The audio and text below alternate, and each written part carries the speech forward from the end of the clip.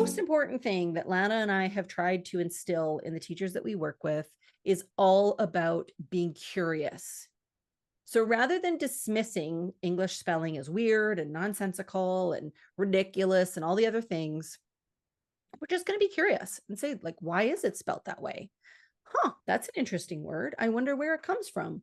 And I will warn you that when you start to think this way about words, it's really hard to read a book and not pause and go, well, it is for me anyway, and highlight it and go, oh, I wonder what part of the word family that's from. And like I have this little moment. And so through that curiosity, we're going to do a couple of things. We're going to explore words, word families. We're going to study words. And then we are going to spend some time, hyper focused on a particular prefix or suffix or a certain spelling convention or suffixing convention. All of those things need to happen under this umbrella of curiosity to build students, learners who understand English spelling. When we only do one part, like memorize that this prefix means this one thing, and here's all the words that prove me right, and oh, let's do a worksheet where we have to drop that bossy E because we're adding ing, and that's fine to do that. But if that's all we do, it's really hard for students to see how those concepts live with many, many words, to start to see how ing is really common.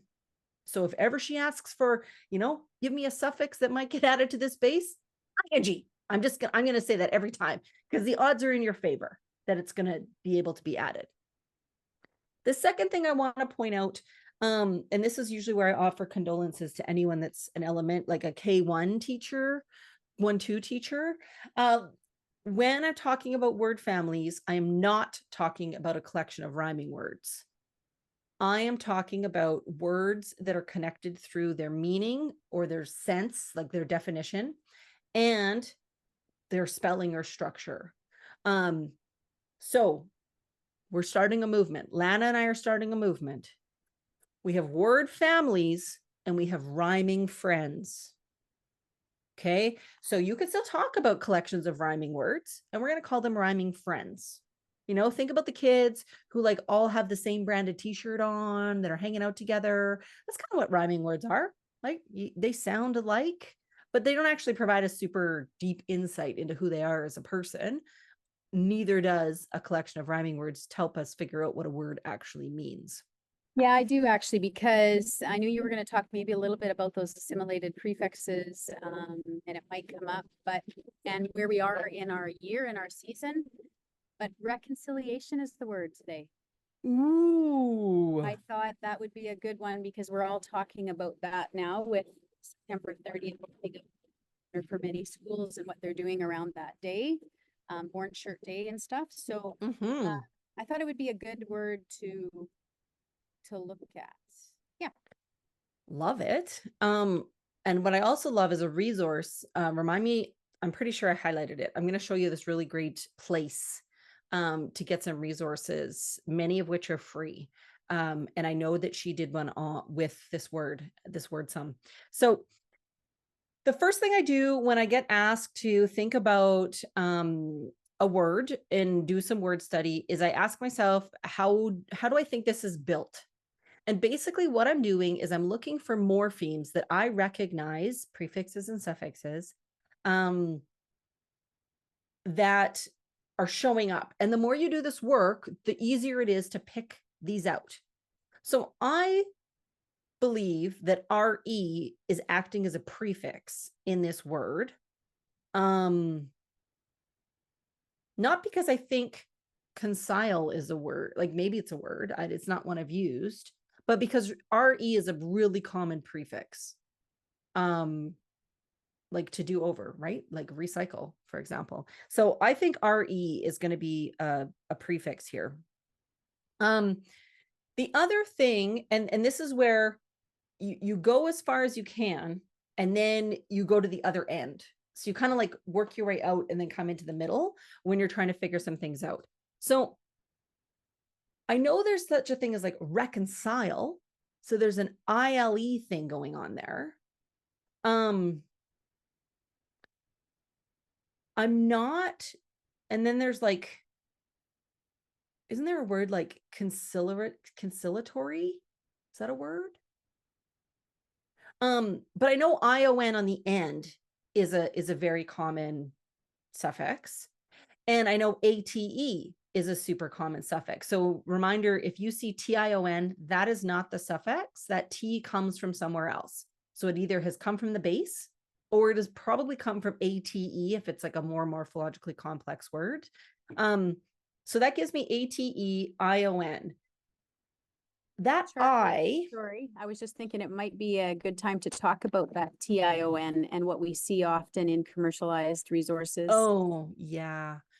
If you want to make me angry, you just go ahead and send me a resource that lists TION as a suffix. And let me tell you, friends, they're out there. And then I vomit in my mouth just a little bit. So you will find commercially available resources that list TION or SION as a suffix. It is not, it is a syllable. But when we're talking about morphology, we're looking for morphemes, not syllables. Don't worry, I've already written the UFly people about my concerns. And so when you see TION in a commercially available resource as a suffix, they are wrong. ION is the suffix, and the T and the S or whatever it is has come from somewhere else. And if you need any supporting documentation, there's a section in Beneath the Surface of Words that talks about like the actual case study for it. Yeah, that was a good reminder. Thanks, Lana. Do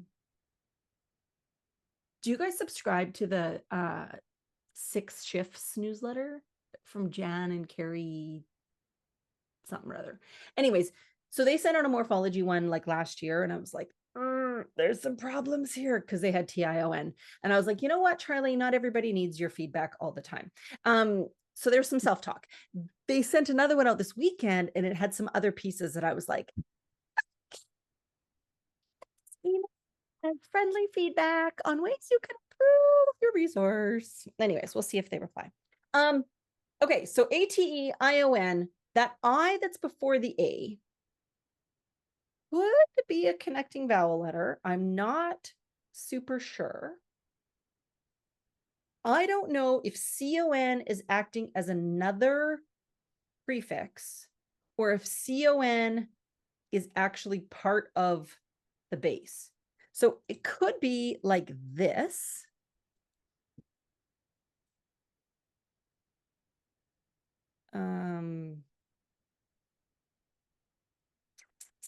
Maybe a connecting vowel letter. Probably. Yeah. Something like that. I'm not super confident about this CON and the CILE being separated, that they So maybe live together. Looked at the word, because again, part of it is proving that the CON could stand as another prefix, right? So if I look at consolidate or confer. Yeah. Like CON is a prefix, right? So we just have to decide, is it part of, is it used as a prefix here, or is it just the letters? Yeah, and part of that actual word, concile, but concile doesn't seem like a word to me. But there's reconcile, right? So that's, yeah, so reconcile with someone, right? So bringing together. So that's my guess. I don't love it, but I'm pretty confident about some of the parts. Yeah. This is where if you were doing this with students, you would invite them to give multiple hypotheses and talk through their thinking. At this point, off the top of my head, I can't think of other words. I can't think of other words that might be using CILE as a base. And I'm not super confident about this I thing going on here. But I know that ATE and ION, like maybe because that's, I was thinking maybe it's CILI, but then that means E would have to be a suffix, and we know doesn't make sense. Okay. I think he probably got it with the I as a connecting vowel. I think that's right. Okay, so the point of the story is make them do some thinking, right? So when we're doing word study, it's kind of like when a kid comes up to you and is like, how do you spell blah, blah, blah. You make them do a little thinking before you give them the answer, right? How do you think it's spelled? So what tell me about this word? Well, how do you think it's built? What are the parts you see? Then we go to our very favorite online etymological dictionary, Etymonline. And I am going to type in reconciliation. So here we have, irreconciliation. So mid 14th century, reconciliation, I don't speak whatever language that is. Renewal of friendship after a disagreement or enmity, action of reaching accord with adversary or one estranged, especially of gods and sinners. Interesting. From Old French, directly from Latin, a reestablishing, reconciling, noun of action, past participle stem of reconciliare. See reconcile. So we always follow the links because Doug doesn't put things in there unnecessarily. So we zip on over to reconcile. And again, we see this same sort of definition, da, da, da, da. Here we see that he's identified RE as functioning as a prefix, meaning again, conciliare, to make friendly. See conciliate. Didn't even know that was a word.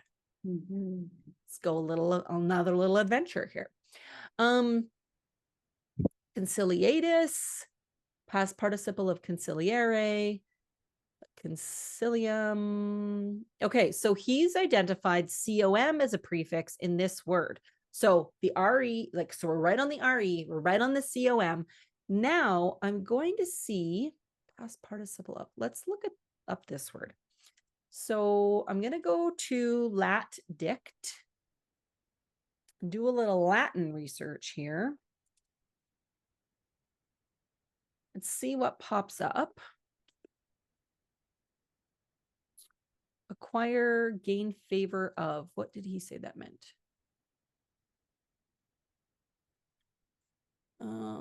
Unite in feelings to make friendly. Procure as a mistress. Nope, I don't think that's it. Nope, not the one. Probably this. Unite, bring together. Yeah. So then when I look at this, I already know the CON as a prefix because it's a assimilated prefix of COM. Because he told us that in the entry. Yes. Right? So that's why we know it's used now as a prefix. Yes, correct. So when I go back over here, I still have the CON written, but I know it's the assimilated form of COM. So when we're talking about, right? Yeah. Yeah. So when we're talking about assimilated prefixes, think of them as chameleons. So they shift depending on what the base is. And you could do like a whole bunch of study on assimilated prefixes with your kiddos. And if you're teaching, I want to say 4, 5, 6, somewhere in there, you will explore some work with assimilated prefixes.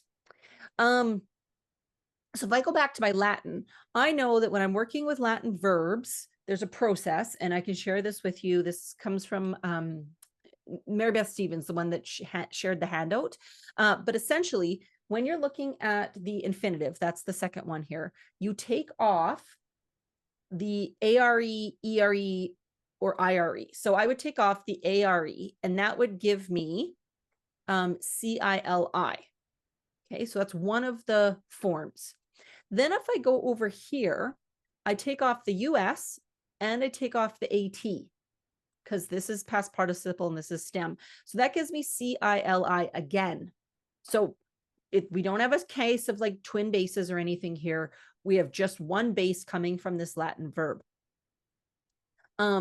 Which means, so I'm going to do this. Whenever you see a little asterisk in work that we do in morphology, if you see a little asterisk, it means this is not correct. What follows is not the right stuff.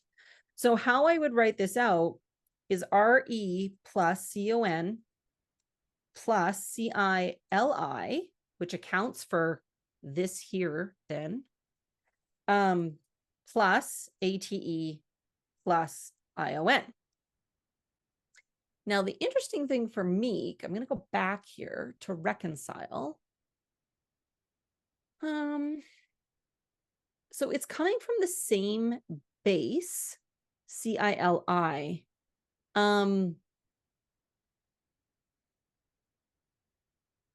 I would say, now, this is where like I've hit the wall of my knowledge, and this is my best guess. I would actually probably build this out as twin bases, even though when I went into the land of the Latin, it was the same, CILI. Because how do we account for that E showing up in reconcile? So I would say that there's two forms here coming from this Latin verb, CILE and CILI. And depending on what word we're building, we flip between those two bases. That's my best guess. Yeah. Okay, Sprouty friends, how are we doing? Have I lost you? Do you want to cry? Do you need a virtual hug? I know that was a lot. That was a tricky one. Tracy's wilting. That is not a good sign. Wilting.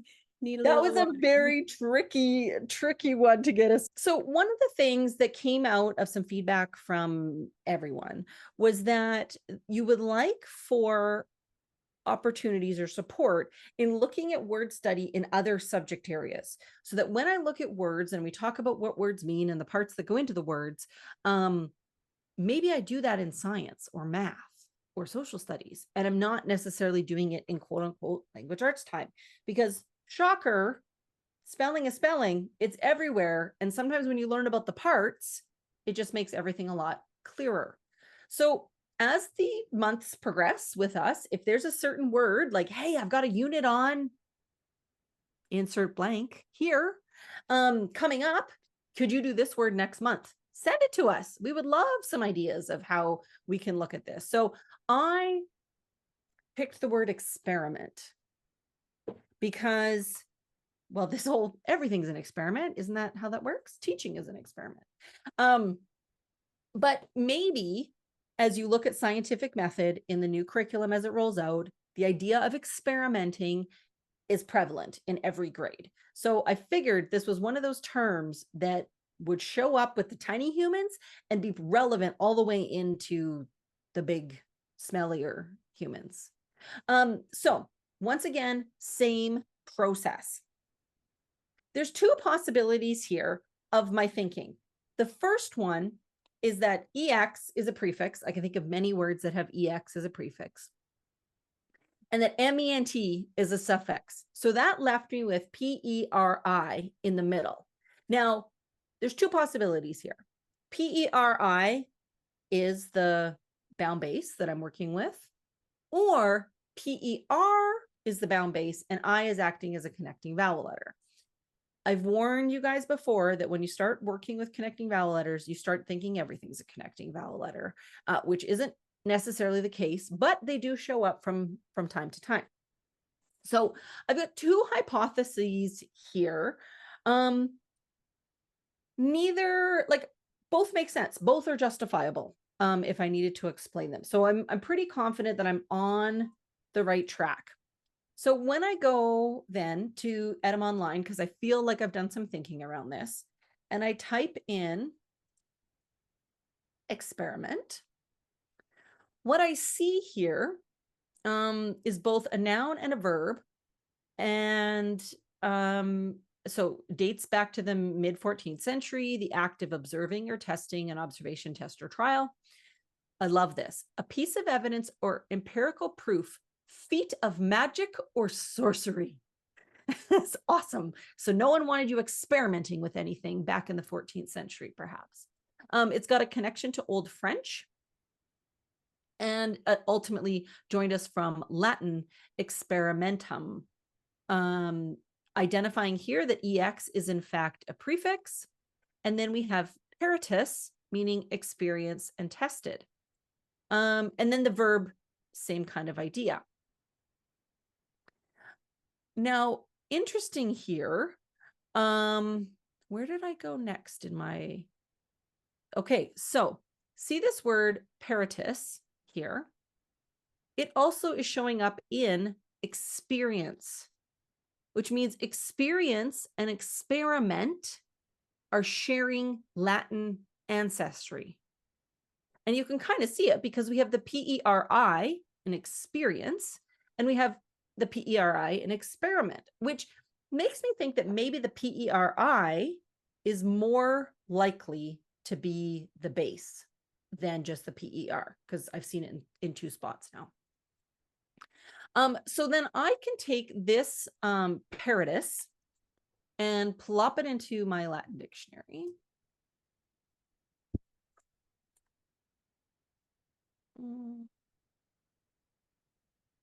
Okay, so this one here is as a verb, but it's not about dying and being ruined and going to waste. So that doesn't make sense. Now, this one here does reference experience, but this is an adjective, and an adjective doesn't follow the same rules. So I'm going to go back here to see if I can figure out, let me pull out this one and see if that gives me the experimentum. See if that gives me what I want. So a trial, experiment, or experience. Again, we don't follow the same rules, but I can see the PERI happening here and here. So I think PERI is the base. If I search this peritus, let me see if this is how I figured it out. So peritus is also the base of expert. Like, how cool is that? That expert and experiment are related. So what I think we have here is 2 bases coming from the same Latin verb, PERT, which gives us expert, PERI, which is giving us experiment and experience. So, yeah, Lana, absolutely. Do you want to add, like, analyze or add to that? No, I just think exactly what you did is get kids to try and figure out how the word is built. So spend some time hypothesizing. And now what Charlie's doing is let's go and try and prove what we're hypothesizing, right? So this is the work, and this is the beauty, I think, in morphology, is when we're trying to prove how is this word made. And sometimes, we get asked about, what's the purpose of this work? I mean, at the end of the day, when kids are spending time ripping apart a word, the better likelihood they're going to, one, know what it means, as well as be able to spell it, right? So the more we can dive in, and take all these pieces apart, then all of a sudden they start to know more, and they may be able to spell this word, but so many more. That's the beauty of it, right? So, and I think the other part to point out is that it's okay if all I figured out was that PERI was the base and experience is part of this family. Totally fine if that's as far as you got. Yeah. Then maybe someone somewhere who's super keen on this comes to you and says, guess what I figured out? I looked up this Latin word in the dictionary and expert comes up too. Well, that's kind of cool, right? That if you do an experiment, you become an expert, maybe. I thought this was super cool. So the Oxford English Dictionary has an etymology section to it. Now, it's a subscription dictionary, but it's possible that your public library or your school library or district might have like a site license for it. I am dorky enough that I pay for my own dictionary subscription. But what I loved here in this description is down at the bottom is how it says it's expert plus MENT. But I could never put those parts together for a student and have that make sense, because where the heck did the I come from and where did the T go? Morphology doesn't work that way. And so we have to be able to show the morphemes, the parts, and have them make sense to the students. And we go as far as we can go. And then when we need to stop, we stop. And we revisit our thinking later on if we need to. So the OED is a great resource as well. I discovered for another person that understand, the past tense of understand up until the 16th century was understanded. And then it shifted to understood. So, any kids that are saying understanded, maybe they're just time travelers. Like, you don't even know. Okay. Before we finish up here, because we don't have a ton of time, shocking. This is an ongoing theme in case any of you are new. Lana and I plan too much and then run out of time. I want you to know that inspiration is everywhere. So Lana talked about picture books, like that's my favorite place because it provides the context right away with what it is you're looking at. So you don't have to spend a lot of time building context because it's literally like on the page. Poetry is a beautiful place to find rich vocabulary words. Science and social studies textbooks, like they're there, like, this one here, though, my husband shared with me because he thinks it's funny to share like meme things about words. So yes, English can be weird. It can be understood through tough, thorough thought, though.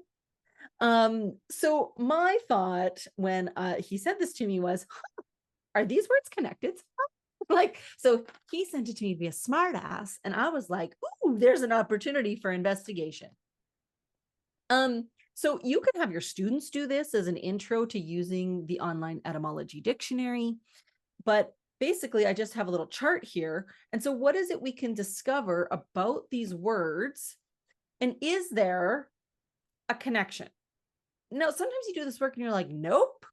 Like we have words that appear to be connected in some way. And then you go through their etymology and learn that they showed up like 200 years apart from one another, from different languages. So we think there's connections and there are none. But other times we start looking and go, isn't that interesting? So when I go over here and I type in the word through,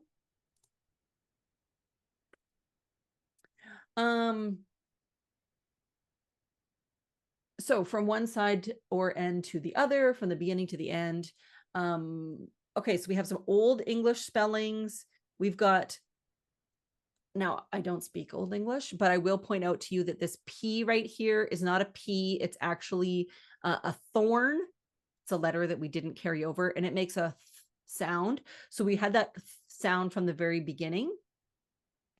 To cross over, pass through, it was not clearly differentiated from thorough until early modern English. So there was a time where we just like used both words willy-nilly, I guess. Like sometimes I went through the door and other times I went thorough the door, like that. And it sounds so weird to say because no one would say that. But apparently the spelling through, THRO, how many of our kids spell the word that way, was common from the 15th century to the 18th century. And then, blame the Americans, we switched to THRU in about 1839. So we have this sense of crossing over, passing through. Now, if I go through thorough, again, it talks about what it looked like in Middle English. Well, look at that spelling. That is exactly what we would think it would be. THOROW, meaning perfect and complete. Again, we have that thorn here that's probably really throaty to say because but it was a word forming element. So it functioned as a prefix, and we see it in the word thoroughfare. Now, I've never used the word thoroughgoing, so I wouldn't necessarily click on that, but you could if that, floats your boat. Now, one of the other words that I wanted to see was tough. And tough was interesting because it talks about how it borrowed some spelling hints from the word rough. So again, Middle English tough. Well, why is it spelled like that? Well, because in Middle English, that's how it was spelled. Interesting. So if I click over here to rough, we also have many other spellings of rough. not smooth, et cetera, et cetera. Now, this is what I thought was really cool. The original GH was guttural. Like when you say loch, like Loch Ness, right? Lake. So we would have said loch. And then the GH, again, I don't speak Scottish either. The tough would have been tough, like hairball, right? So we see a shift in pronunciation at when does it say here?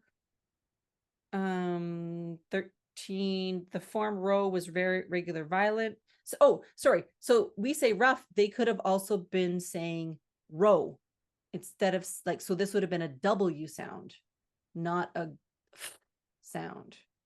So again, I would have students look at all of these and see like, are these related? Are they connected? What is the pattern? What do you notice about them? What fun facts can you find? Maybe you're going to go off and work in partners and each of you are going to get one of these and see if it's somehow connected or related to one of the other words.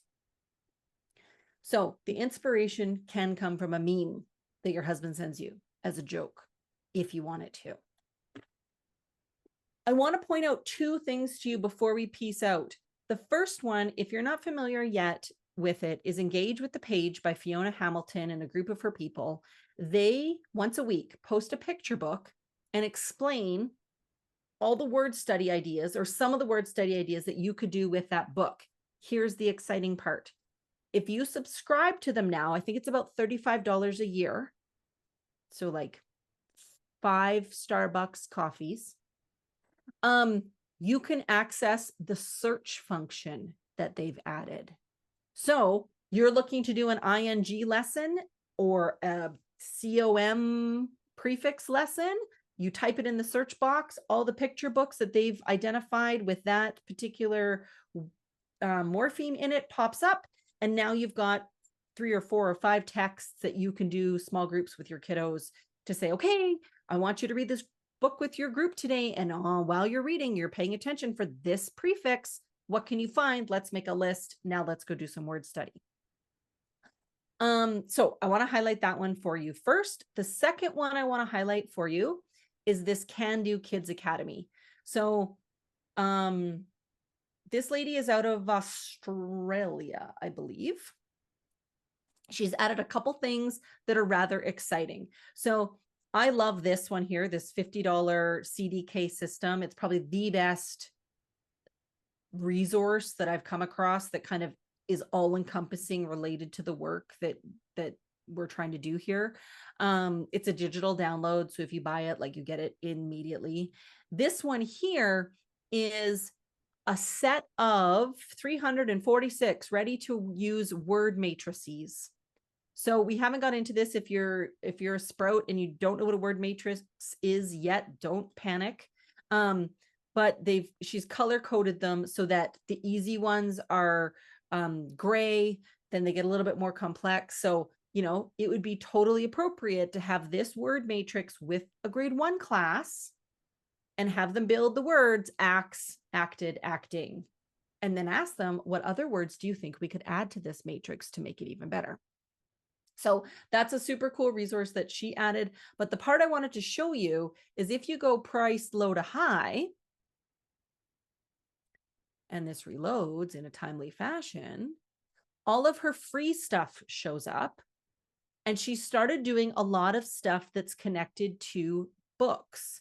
And so you'll see the book that she talks about, like Word Collector, and then she's got some resources that go with it. But she did one on reconciliation because they have a reconciliation day in Australia. And so if you want to do something to do with reconciliation, it's in here somewhere. I'm not a liar. You can find it. And it's a free one. So Can Do Kids, highly recommend you check that out if you're looking for some resources.